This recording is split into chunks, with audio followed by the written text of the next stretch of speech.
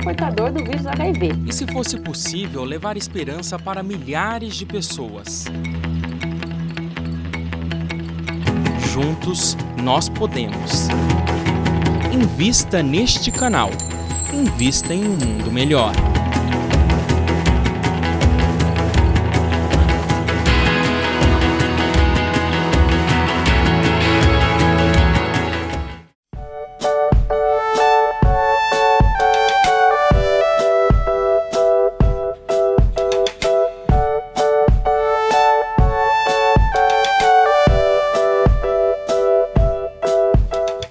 Olá, nós estamos falando aqui a respeito de exercício mediúnico, a respeito de animismo, e esse assunto é um assunto muito palpitante. Vejamos aqui o que nos fala Calderaro no livro No Mundo Maior. Ele nos diz aqui que muitos estudiosos da mediunidade, por serem excessivamente exigentes, intolerantes, muitas vezes intolerantes, e muitas vezes, embora sejam estudiosos, não dispondo ainda da necessária experiência e da necessária visão da mediunidade, desse complexo espírito e médium, eles impedem a passagem dos candidatos ao serviço pela gradação natural do aprendizado e da aplicação. Reclama-se deles precisão absoluta, olvidando-se lições elementares da natureza. Recolhidos ao castelo teórico, inúmeros amigos nossos, em se reunindo para o elevado serviço de intercâmbio com a nossa esfera, não aceitam comumente os servidores, que hão de crescer e de aperfeiçoar-se com o tempo e com o esforço. Exigem meros aparelhos de comunicação, como se a luz espiritual se transmitisse da mesma sorte que a luz elétrica por uma lâmpada vulgar. Então, nós precisamos de ter muito bom senso. Lidando com a mediunidade, com o mundo espiritual, nós precisamos ter muito bom senso. Avançar lentamente. Por exemplo, nós temos visto na atualidade uma grande produção de livros mediúnicos.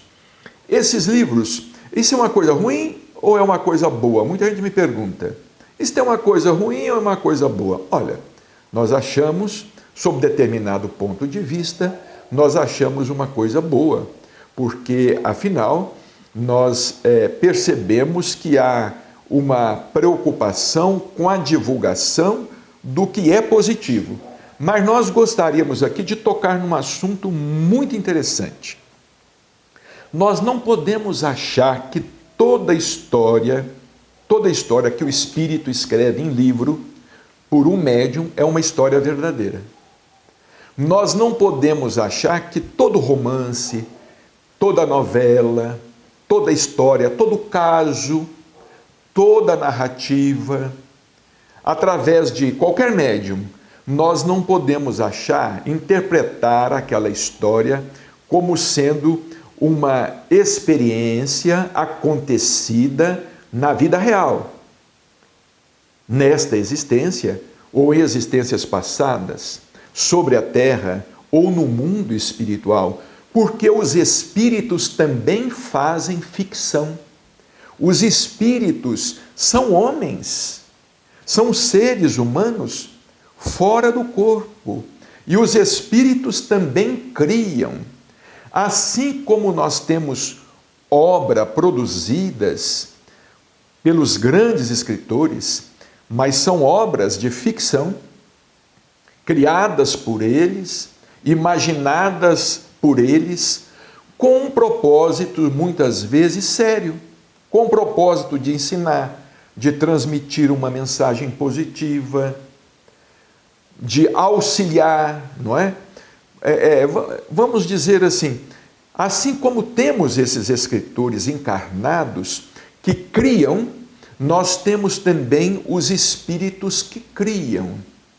Então, nós temos percebido, não podemos interpretar toda a obra mediúnica, e isso é muito importante, para a nossa compreensão da literatura mediúnica e para a nossa compreensão da bibliografia espírita, hoje copiosa, numerosa, vários autores, vários espíritos, vários médiuns que estão florescendo em toda parte. Algumas narrativas são narrativas, digamos, que nos parecem absurdas. Elas nos parecem absurdas. Mas voltamos a repetir, nós precisamos entender que os espíritos também podem criar ficção, não é?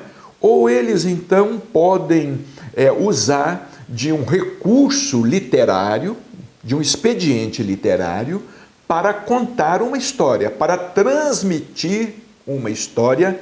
Eles podem criar um enredo, sem significar que aquilo de fato aconteceu.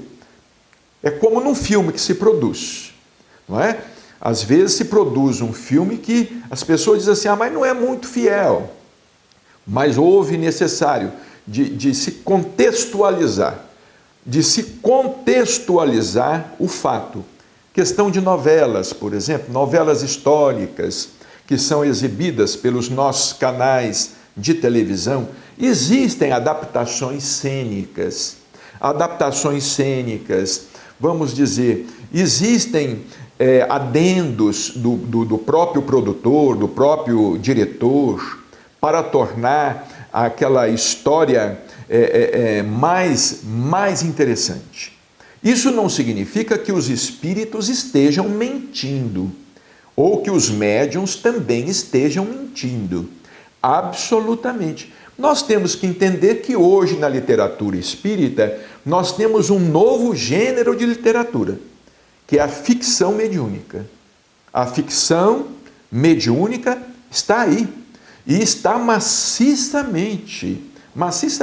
São romances, são novelas, porque às vezes as pessoas questionam assim, mas será que isso aconteceu mesmo? Percebemos livros com títulos, muitas vezes, excessivamente chamativos, apelativos.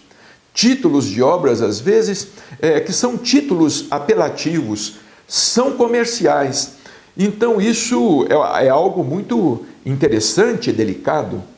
Nós precisamos conversar mais detidamente a respeito deste assunto, porquanto os nossos adversários, os adversários da causa espírita, futuramente, haverão de questionar a autenticidade e a veracidade de tudo o que está consubstanciado nestas obras.